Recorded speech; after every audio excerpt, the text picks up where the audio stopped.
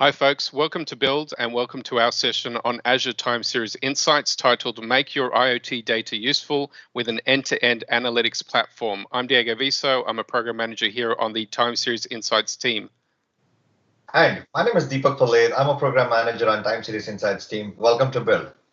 In this session, we'll cover the following topics: an overview of Time Series Insights, key capabilities and features, customer scenarios, the architecture for Time Series Insights. We'll also go through a demo and we'll finish off with our roadmap.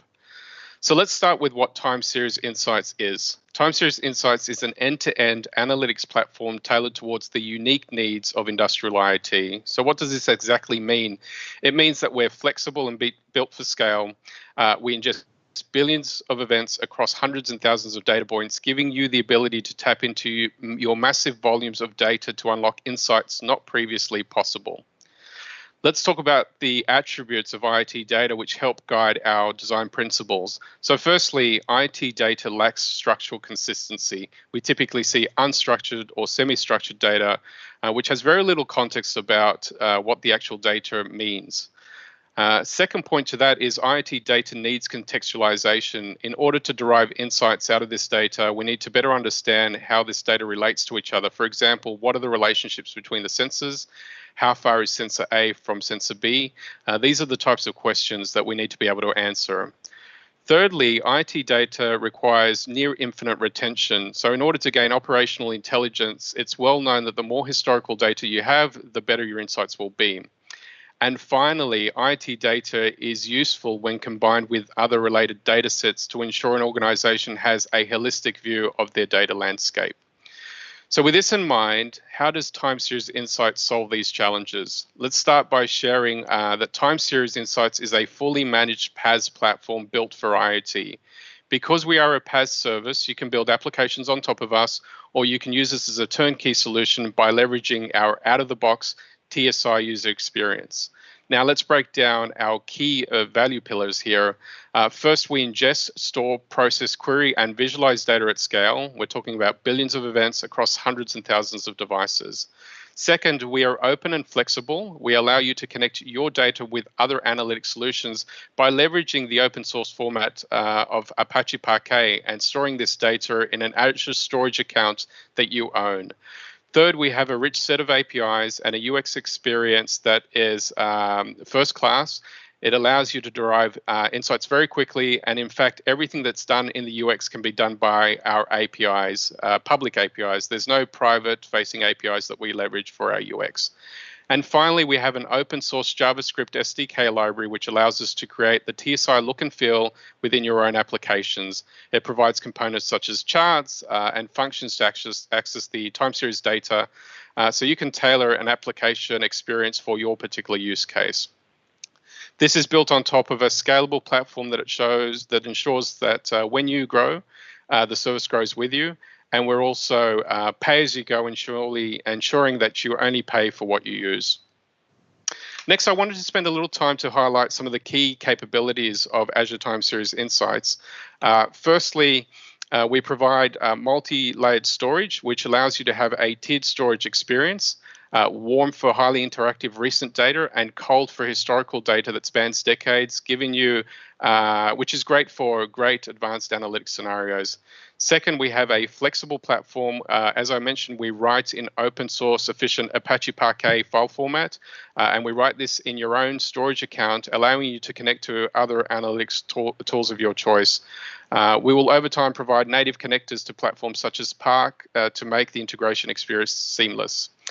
Next, as I mentioned, we have a rich set of query APIs and a UX which is feature-rich and includes things such as support for interpolation, scalar, aggregate functions, categorical variables, scatter plots. It's truly a first-class citizen for TSI. Next, we're enterprise grade. We're ensuring that we meet the high scale demands of our customers. And finally, we have rich extensibility. We have a Power BI connector, which allows customers to combine related data sets to get a better understanding of their data landscape. What I wanted to do now is share two real-world use cases with you to give an insight on how our customers deploy TSI in an end-to-end scenario. We are used across a variety of industries, including manufacturing, power and utilities, oil and gas, automotive, and agriculture. In this example, I wanted to show you a manufacturing and a smart buildings use case. So starting off with manufacturing, manufacturing customers are generally trying to gain operational intelligence and improve their products. This is all about high fidelity analysis of the manufacturing process, comparing results across batches. The aim is for a manufacturer to figure out what makes a golden batch and what is affecting product quality and how do I make better products. So in this particular architecture, starting from the left, we can see we have a bunch of industrial IoT assets. These IoT assets usually speak multiple protocols. We have protocols such as Modbus, DF1, Profinet, OPCDA, and what we aim to do is unify those protocols in a way that we can actually ingest them. So what we ask customers to do is deploy a gateway. Generally, it's an OPC UA gateway that we ask them to deploy, and from there we ask them to deploy an IoT Edge server on the plant floor. The IoT Edge server will actually take data, work in conjunction with the OPC UA server to do the translation and create the JSON files that we actually consume as part of our platform. This goes to IoT Hub, and typically what we see is two paths here. Some customers will actually build a hot path to do advanced stream processing. These are things such as doing derived time series, taking two particular pieces of time series, combining them together. That derived time series will drop into Event Hub and then be consumed by Time Series Insights. The other scenario we see is customers will run some sort of conditional logic here, and based on the result, they'll actually trigger an Azure function to drive some other action. From IoT Hub, then we have the warm path, which is where Time Series Insights consumes that data, and then using hierarchies, types, and instances, we can start to visualize that data and derive some insights. Everything is built on top of a query API, so customers can then visualize that data within their own custom applications. They can use TSI Explorer, or they can go ahead and use Power BI. The other stream here is customers can take that data, as we discussed before, everything stored in Apache Parquet, and use their advanced analytics tool to do things such as building predictive dashboards. The next use case I wanted to share with you is a smart buildings use case. One of the goals of smart buildings is to drive energy efficiency and promote sustainability. A key contributor to energy inefficiency are faults. So the quicker these faults are detected, the greater the efficiency, hence why being able to detect anomalies and faults within the building are critical for energy efficiency. So in this particular architecture on the left-hand side, we have a building that has multiple assets, including things such as HVACs, VAVs, boilers, and chillers. All of this equipment generates telemetry. What's typical to see in a smart building is a building management system which aggregates all of this data. We then have a gateway. In this case, it's a BACnet gateway. BACnet is the typical protocol used in facilities management. And this gateway does the translation from BACnet to something we ingest, which is a JSON payload. Again, it goes on top of IoT Edge. IoT Edge sends that up to IoT Hub. And what we sometimes see within smart building deployments is customers will re-enrich this data with some additional data about that telemetry. And it can be information around the equipment itself, or it could be, for example, the building that this telemetry is originated from. So there's an enrichment step there that's delivered through an Azure function. This data is then ingested into Event Hub, and two paths, again, this hot path and warm path, where the hot path, we see telemetry being run through a rules engine that based on a particular condition will trigger a function. And then in the warm path, the data will be ingested in Time Series Insights to drive that intelligence and to do some trending and anomaly detection and things like this.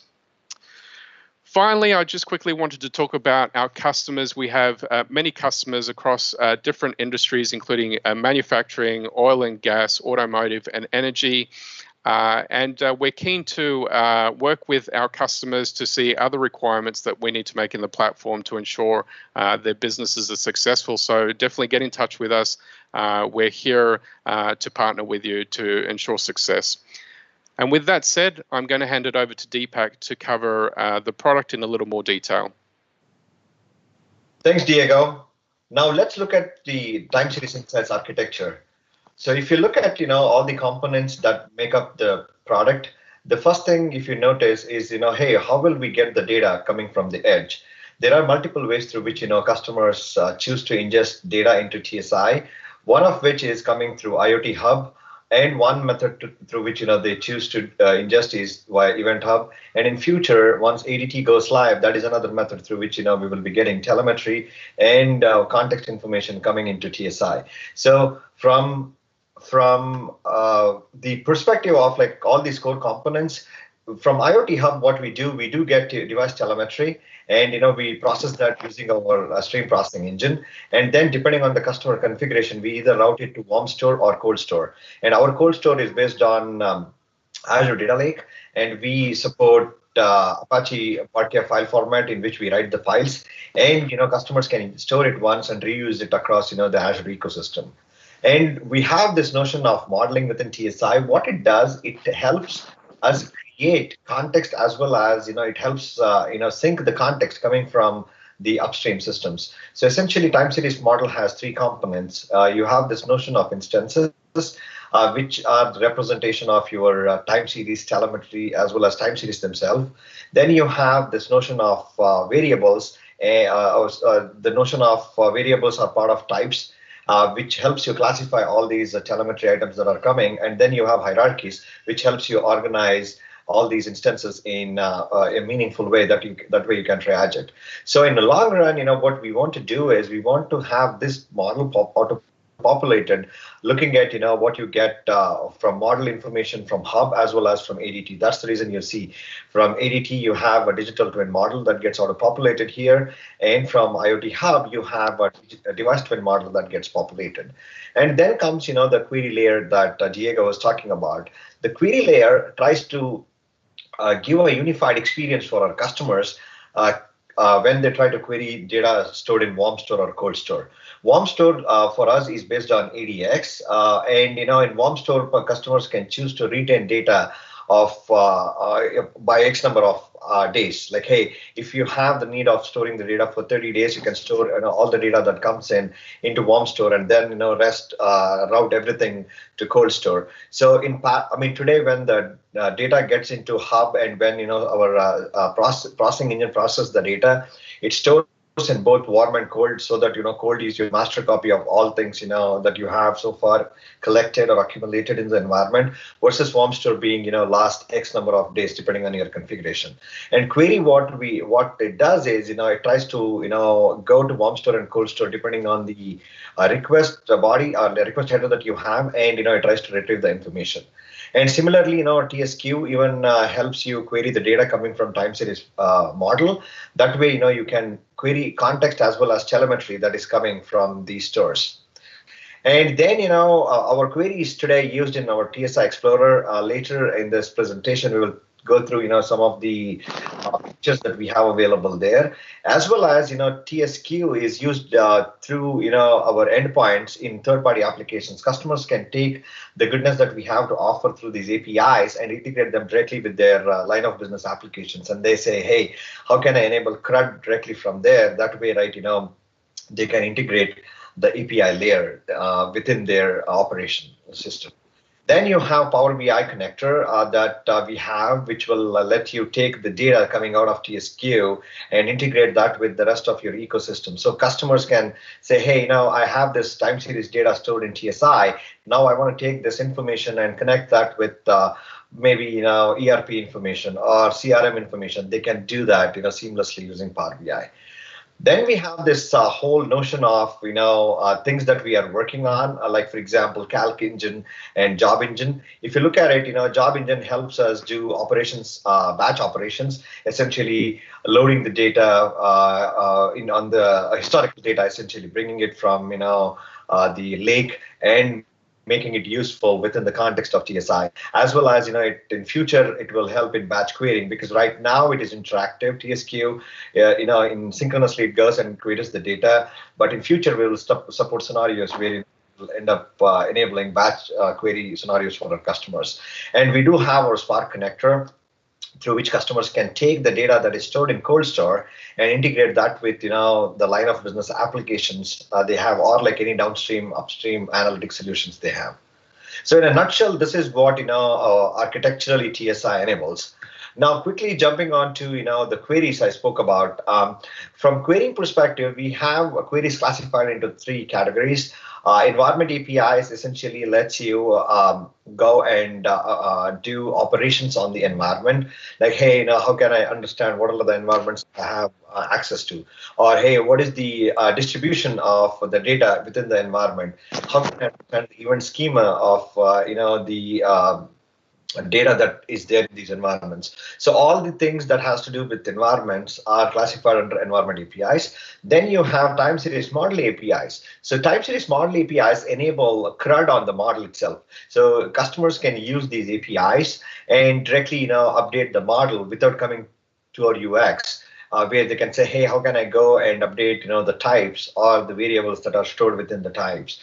How can I update metadata related to the instances? That way I can provide more context to the instances. And how can I go and organize my data in a hierarchical manner? That way I can use this API and seamlessly do it. So this is the second category through which customers can go and query the data or update the model. Then comes the time series query API. This is where the most of the data is computed and is retrieved. If you look at it, today we have three APIs. Get events essentially is used to get the raw events. It takes every API again has a different payload depending on the configurations that you provide to the to the request. The response you get the response accordingly. So from get events perspective, it is just a raw data telemetry API. And get series and aggregate series are our aggregation APIs. This essentially takes set of points, and per interval it tries to reduce the point depending on the formula that you have stored in the notion of variable. As we go to the demo, I can show you some of the variable definitions. That way, this becomes even more clearer. So if you look at this is our landing environment, Time Series Insights preview. If you click on the environment once it is provisioned, you land on our Explorer. So once the environment loads, it shows you a list of all the environments you have access to depending on what you want. For this demo purpose, let's say let's use this environment, Contoso Fleet Time Series Analytics. This is an environment that we have set up in which Contoso Fleet Management Company is using this TSI product to manage the fleets that they have leased to all the customers. So here, if you see this experience, you have two panes. One is the model section where you go to author the model for the environment. The other one is analyze, where you come and analyze the data that you have modeled. So now quickly jumping on to model. In model, you have three categories. Let's start with the instances. Instances essentially are your virtual representation of time series within TSI. So anytime there is a new instance that is discovered on the hub that is configured for TSI, we automatically create an entry here, and here customers can come and customize the data and provide more context to it. Like, for example, they can come and say, hey, I have this instance for which I want to add instance fields. These are static properties. And this will be used to explore the data and understand what are the characteristics of this data going by the value that is provided for these instance fields.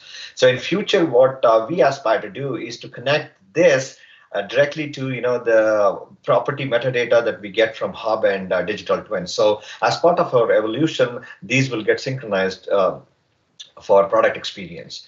Now, instances again, are the telemetry themselves, where you can use them and say, hey, how can I explore this particular tag and derive meaning out of it? Then what you do, you take those instance fields that we spoke about, and you create hierarchy. Here, if you see, we have created a hierarchy called delivery truck operations ops, where you have the first level to be country, lease to, manufacturer, year, and make. So all of these are coming from the instance fields. If I go back here for one quick minute and show you the instances, these are the telemetry fields. Like, you see here, hey, you have make, year, manufacturer, country. So what our UX does is, it leverages the power of TSMQ, Time Series Model Query, and it builds this hierarchy for customers to understand how they have organized the data. That way, exploration becomes seamless. So hierarchy helps you think about hierarchies as helper, which helps you organize your instances. Then comes, types. This is where, you classify your sensors. Let's say you take all your temperature sensors and you can say, hey, there is a type for temperature, and you define, computation around temperatures for that. In this case, what I've done is, we have created two types. One is performance analytics type, in which, I have a bunch of calculations that we are doing, leveraging the incoming telemetry. And there is another one, which is default type, in which I have a bunch of calculations as well. Now, quickly looking at, what we do here. Let's take, a simple example. Let's take average speed. If you see in variable definition, what we do with average speed is we select, hey, what is the name of the variable and what is the value that I should refer to, which is coming from the telemetry that the hub is giving to Time Series Insights, and the type of aggregation operations that I want to do on that, and then say, hey, you know what, I just need to do this and save it. So that is your average speed. What it does is it stores the formula and it just leaves it there. And then when you run this on the runtime, that is when this gets calculated, pointing to the telemetry that is stored in our storage. We will show that in a minute, and we will quickly look at another example. Let's say road slope. This is a complicated expression, or it's a complex expression where you have trigonometric functions that you have used to create the road slope. Again, it uses the notion of the event and the altitude that is coming from the event, and the longitude and the latitude coming from the event, and it calculates the road slope on how the truck was, when the truck was driving on the road, what was the road slope, and try to compare that with the speed of the truck. Now, what we want you to take away with this is types help you classify your tags or time series instances, and it helps you define computations on them. That way, right, you don't have to repeat that. So the thing that we try to achieve with TSI is we don't do any pre-compute. We always look at the data and use the definitions that we have stored in variables and explore the data. Now, here, we created two hierarchies. Anything that is not associated to these hierarchies will go under unassigned time series instances. That way our customers can come and even model those. Now let's pick up, delivery truck ops, in which I'll go to Brazil. I'll go to, hey, let's look at all the trucks that I have leased out to Adventure Works Transport. And within that, I'll go to Falcon, make, year, model, and these are the trucks we have. Let's say, for this truck, I want to see average speed. At this point, what happens, our query takes the time, you go and click show average speed. At this point, our query takes this request, goes to the backend, gets the data, uses the formula that is stored in average speed that we looked at, and tries to calculate and give it to our Explorer. That way it gets displayed here. So quick thing here on our Explorer, if you see anything that is in this orange range is the warm store. And anything that is beyond the orange range is essentially our cold store. So you can easily switch between warm and cold store using this option as well here. Or you can say, hey, you know what, I want to use warm store as much as I can, and only for additional analytics, I want to go to cold store. So what we did here is we plotted the variable, and because the search span was within the warm store range, the query came back as soon as it could. So if you see, let's say I want to go and say, hey, show me the road slope. And now let me see, okay, this seems interesting. I can zoom into the section and say, how can I ask questions around, okay, what was my speed of the truck when the road slope was varying? Is there any correlation that I can do? And then you can start adding additional things like, friction force. You can say, hey, all of these are again, coming from the definition of variables, and these all are runtime compute. We are calculating these formulas at the runtime and determining, what to display. That way, we don't pre-calculate anything and store, within our data stores. And you can say, hey, now this is interesting, but let me do one thing. Let me go and use these three variables and try to explore data for last almost a year now.